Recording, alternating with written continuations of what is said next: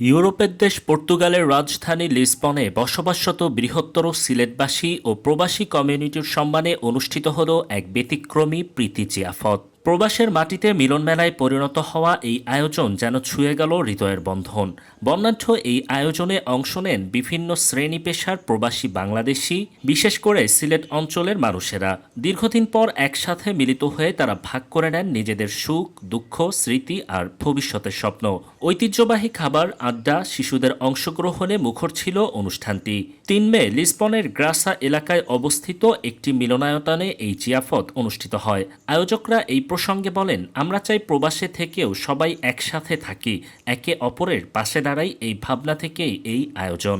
সময় আর দূরত্বকে হার মানিয়ে এভাবেই প্রবাসের মাটিতে গড়ে ওঠা সম্পর্কগুলো হয়ে ওঠে আরও দৃঢ়।